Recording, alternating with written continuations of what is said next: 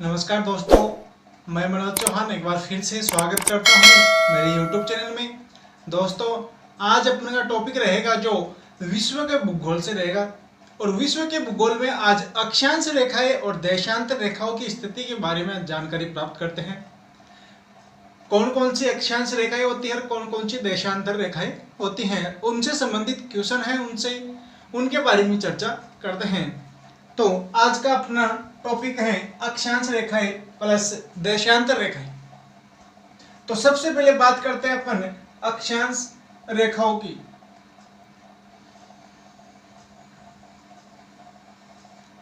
अक्षांश रेखाओं की बात करते हैं तो दोस्तों, अक्षांश रेखाओं में सबसे बड़ी अगर रेखा की बात करते हैं तो वो पृथ्वी के बीचों बीच से गुजरती है। पृथ्वी के बीचों बीच से गुजरती है और ये पृथ्वी के बीचों बीच से गुजरती है और इसको अपन बोलते हैं 0 डिग्री भूमध्य रेखा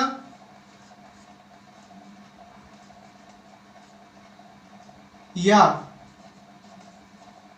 विषुवत रेखा। 0 डिग्री अक्षांश रेखा बोल सकते हैं या फिर भूमध्य रेखा बोल सकते हैं या विषुवत रेखा बोल सकते हैं। तो ये बोल सकते हैं कि अक्षांश रेखाओं में सबसे बड़ी होती हैं, जिसको 0 डिग्री भूमध्य रेखा या विषुवत रेखा नाम है उसका। और ये भूमध्य रेखा पृथ्वी के 2 भागों में बांट देती है। एक भाग है वो उत्तरी गोलार्ध और एक भाग है वो दक्षिणी गोलार्ध के रूप में बट जाता है। ये 2 भागों में बांट देती हैं। तो बात करते हैं, ये तो आ गई 0 डिग्री भूमध्य रेखा। फिर उसके बाद में एक आती है जिसका नाम है 23.5 डिग्री और एक आती है दक्षिण में, वो भी 23.5 डिग्री है। फिर एक और आती है जो 66.5 है, दक्षिणी गोलार्ध में भी आती है, वो भी 66.5 है, 66.5 डिग्री। दोस्तों, 66.5 डिग्री और ये 23.5 डिग्री। अब इसको तो अपने नाम दे दिया भूमध्य रेखा विषुवत रेखा नाम से ये जानी जाती हैं। और जो उत्तरी भाग में 23.5 है उसको अपन कर्क रेखा का नाम लेते हैं, कर्क रेखा या फिर उत्तरी आयनात रेखा। उत्तरी आयनात रेखा 23.5 डिग्री दक्षिणी है, इसको अपन बोलते हैं मकर रेखा। और दक्षिणी आयनात रेखा, ये इसके नामकरण आगे। अब बात करते हैं 66.5 उत्तरी, तो ये अंटार्कटिक वृत्त कहलाता है और यह कहलाता है अंटार्कटिका वृत्त। नामकरण है 66.5 को अंटार्कटिका और ये है आर्कटिक वृत्त। तो ये इसके नामकरण के रूप में है। और एक दोस्तों, यहाँ जो अपन 90 डिग्री दक्षिणी ध्रुव के नाम से जानते हैं और 90 डिग्री उत्तर वाला उत्तरी ध्रुव के नाम से जानते हैं। तो दोस्तों, ये अपनी लगभग बोल सकते हैं कि जो अक्षांश रेखाएं हैं वो सारी क्या है, अक्षांश रेखाएं हैं। अब दोस्तों, अगर इनकी परिभाषा की बात करते हैं तो इसमें अगर बोल सकते हैं कि मुख्य रूप से कि भूमध्य रेखा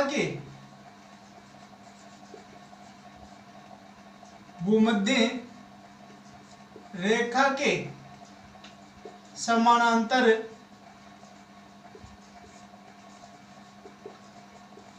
खींची गई या खींची जाने वाली काल्पनिक रेखाएं भूमध्य रेखा के समांतर खींची जाने वाली काल्पनिक रेखाएं जो उत्तर व दक्षिण की कोणात्मक दूरी प्रदर्शित करती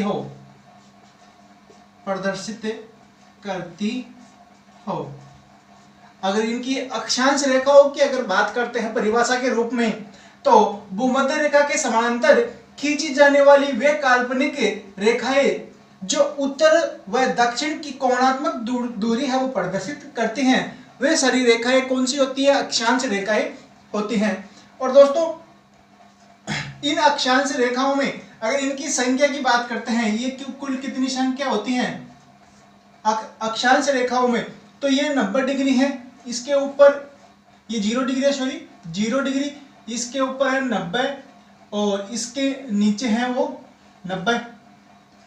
तो 90 प्लस 90 और एक भूमध्य रेखा प्लस 1, तो 181 ये अक्षांश होते हैं।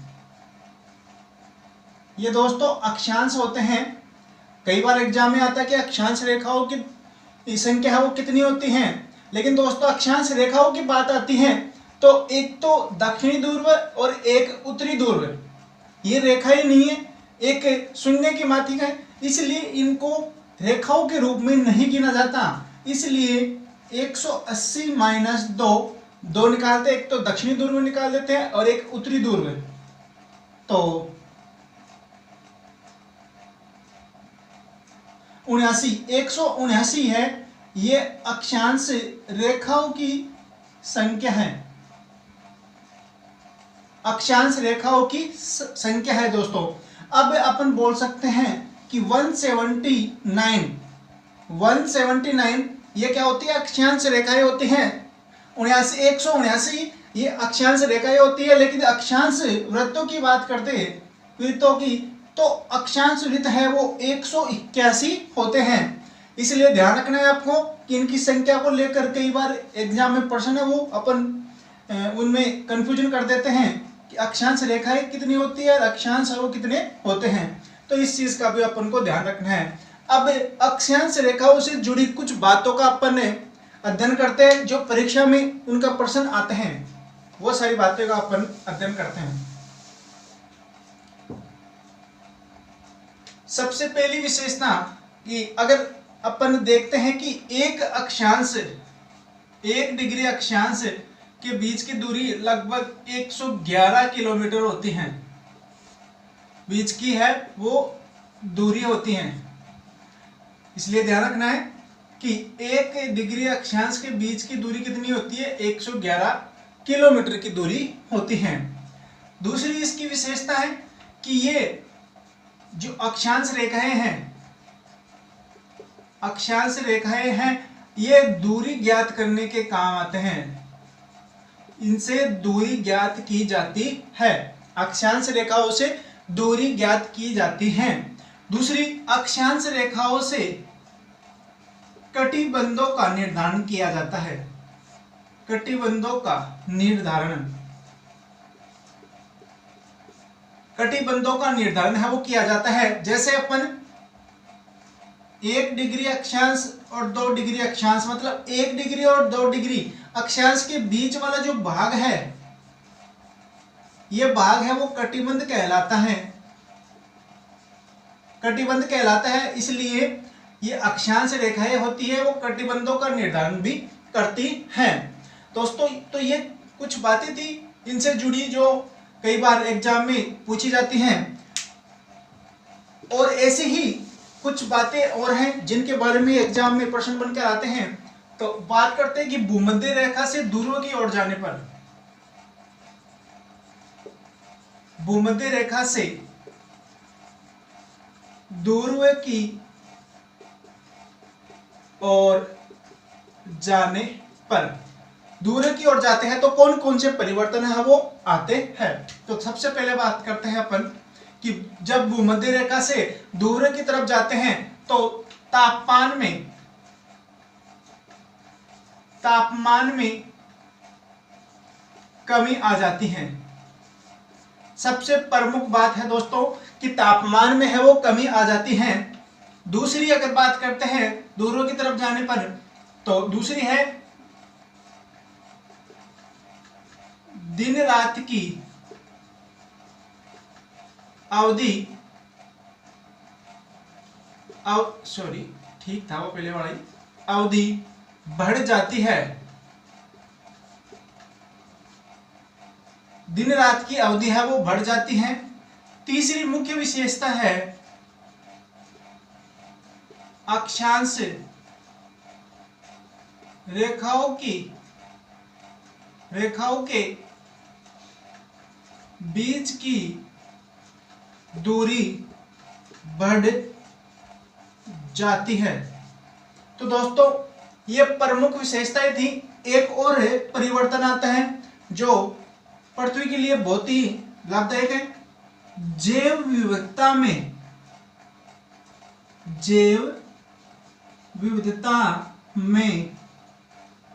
कमी आ जाती है।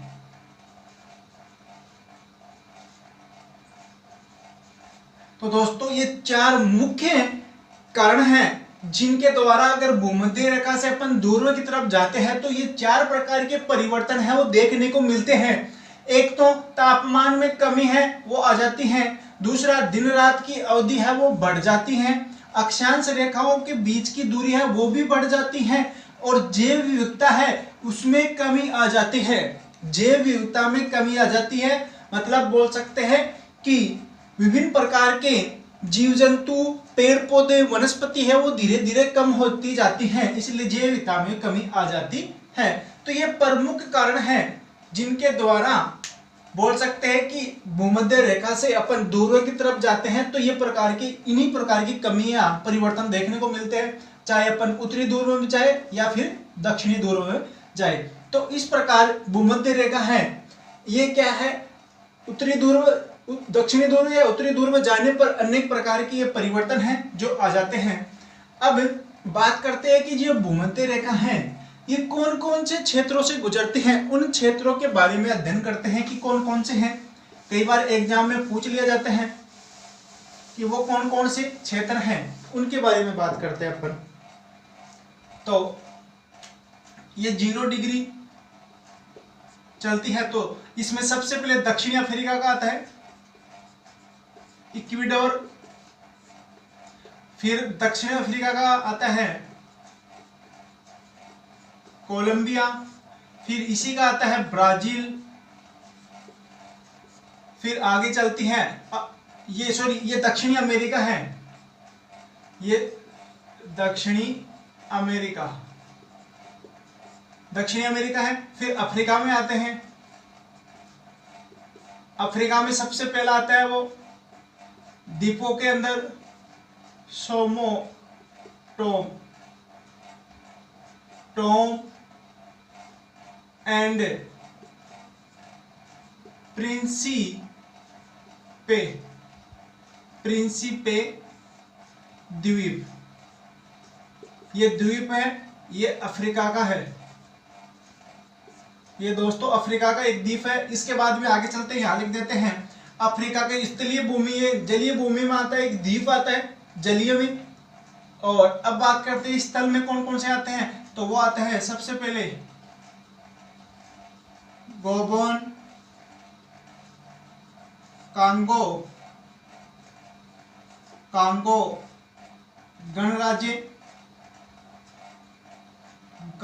गणराज्य, फिर आता है युगांडा, फिर आता है सोमालिया, ये सब अफ्रीका के है। फिर अफ्रीका के आगे चलते हैं मालदीव, ये हिंद महासागर में आता है। मालदीव के बाद में इंडोनेशिया, और इंडोनेशिया के बाद में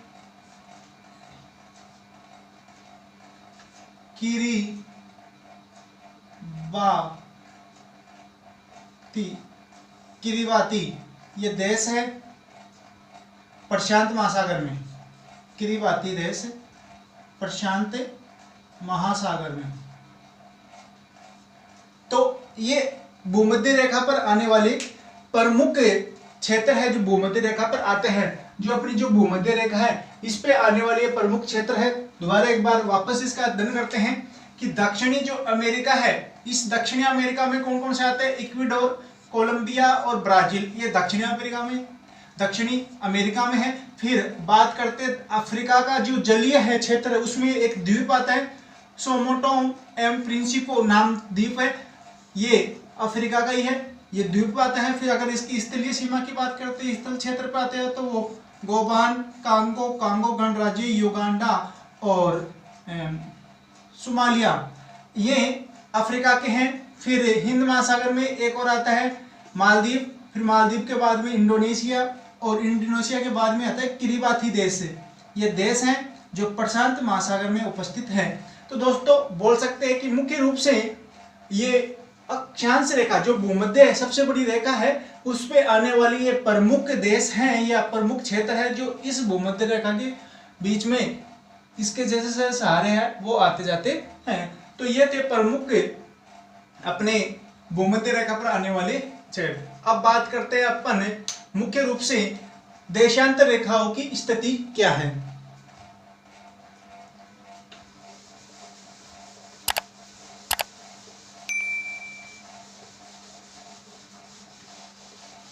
देशांतर रेखाओं की अब बात करते हैं अपन।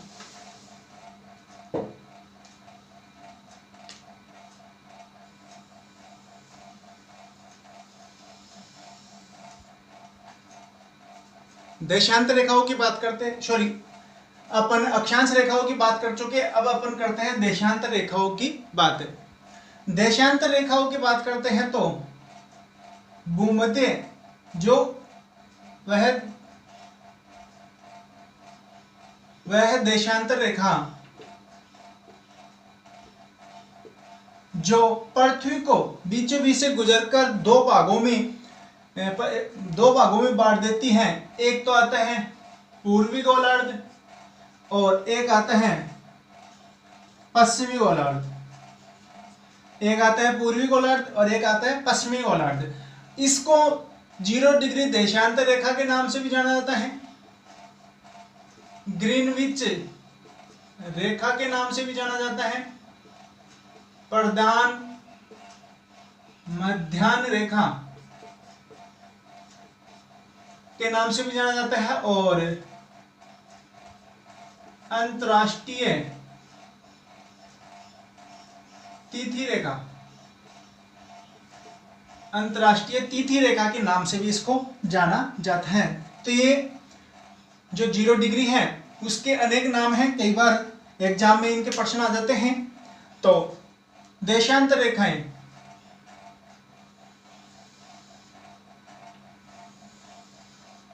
अगर देशांतर रेखाओं की अगर बात करते हैं अपन तो ये अपनी आ गई भूमध्य रेखा जो अक्षांश रेखा है।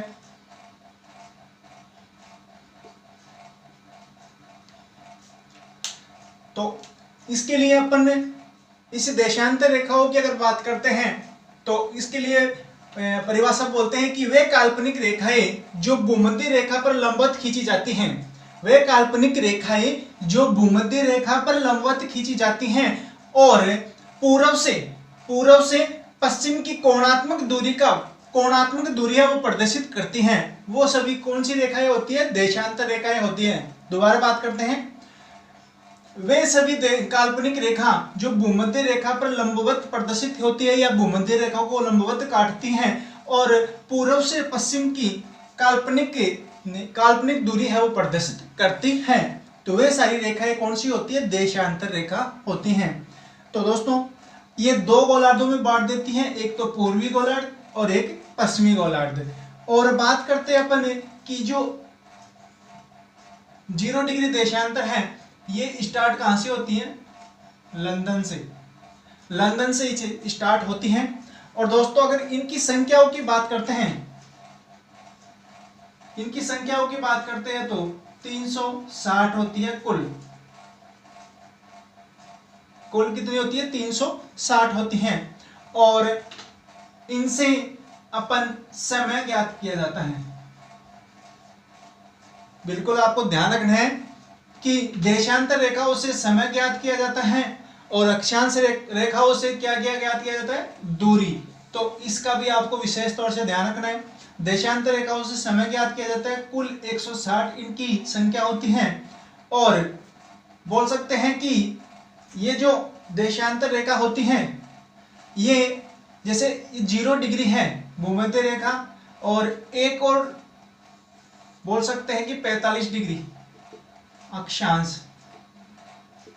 इन दो पर इनकी अगर किलोमीटर की दूरी देखी जाए तो भूमध्य रेखा पर 0 डिग्री पर ये 111.3 किलोमीटर की दूरी है वो मिलती है। भूमध्य रेखा पर अक्षांश रेखाओं के बीच की दूरी कितनी होती है, वो होती है 111.3 किलोमीटर की होती है। तो ये आपको विशेष तौर से ध्यान रखना है कि 111.3 किलोमीटर की कहाँ होती है, भूमध्य रेखा पर। और अगर बात करते हैं अपन 45 डिग्री पर,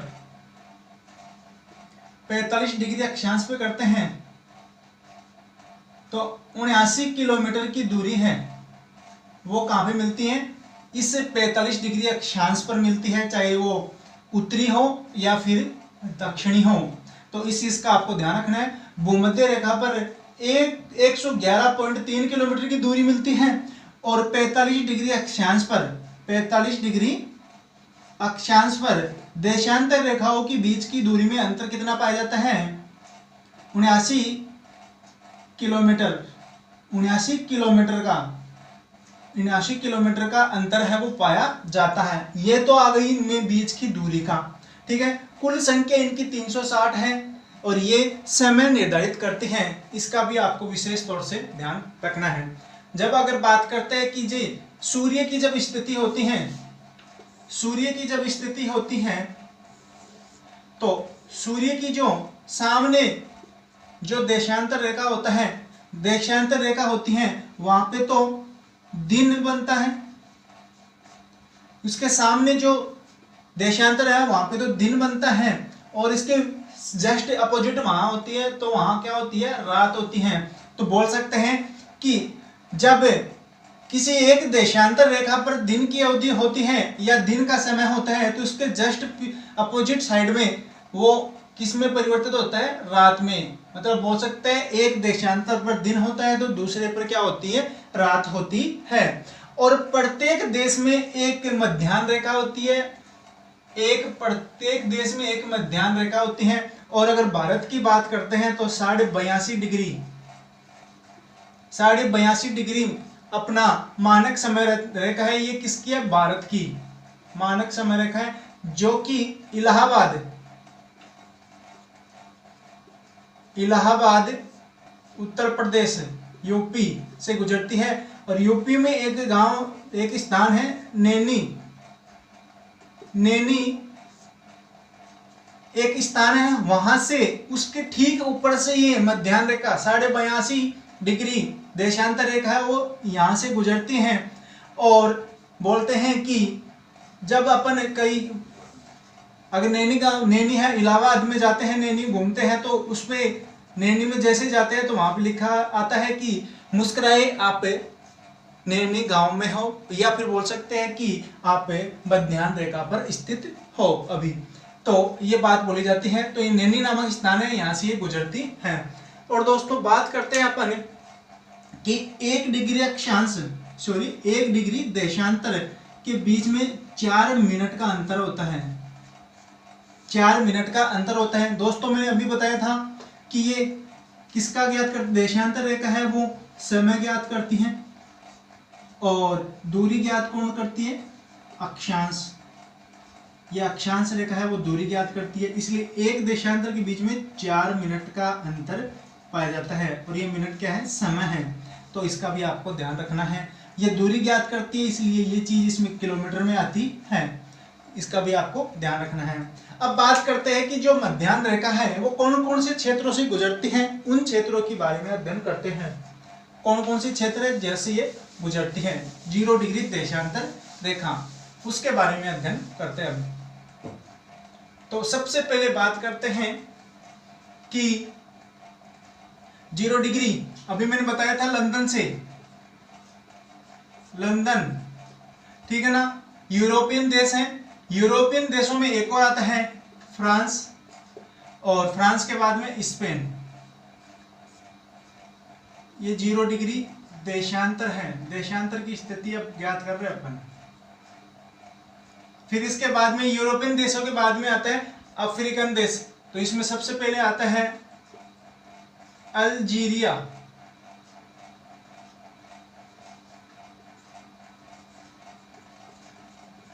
अल्जीरिया, अल्जीरिया के बाद में आता है माली,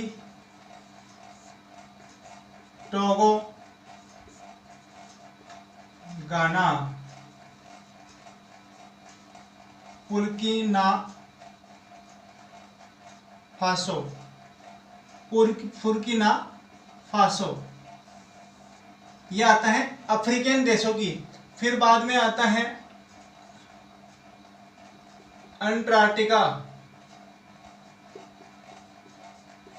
अंटार्कटिका। फिर अंटार्कटिका बाद में ये 0 डिग्री देशांतर रेखा है, वो लास्ट छोर कहलाती है अंटार्कटिका। तो ये क्या है अपनी 0 डिग्री देशांतर रेखा, सॉरी अक्षांश बोल दिया था अभी, देशांतर रेखा है जो मुख्य रूप से गुजरती है। दोबारा बात करते हैं यूरोपियन देश,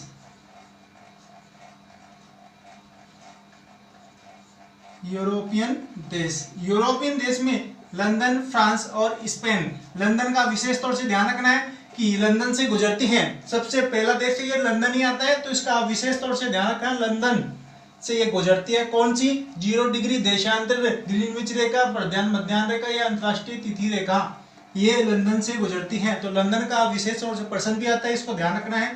लंदन, फ्रांस और स्पेन यूरोपियन देश है। फिर बात करते हैं अफ्रीका के देशों की। अफ्रीका में सबसे पहले अल्जीरिया, मोली, टोगो, गाना और बुर्किना फासो, ये अफ्रीका के हैं। फिर एक है अंटार्कटिका, ये अंटार्कटिका के बाद में ये लास्ट छोर आता है इसका। तो अगर लास्ट छोर की बात करते हैं तो अंटार्कटिका, और प्रथम छोर की बात करते हैं तो लंदन। तो ये इसके प्रमुख क्षेत्र हैं जो इस यहाँ से यहाँ तक है, उत्तर से दक्षिण तक, ये इस रेखा के बीच में या ठीक नीचे स्थित क्षेत्र हैं। तो दोस्तों ये थे अक्षांश व देशांतर रेखाएं। ऐसे ही और अधिक वीडियो प्राप्त करने के लिए आप मेरे पेज को लाइक करें, सब्सक्राइब करें, शेयर करें व कमेंट करें।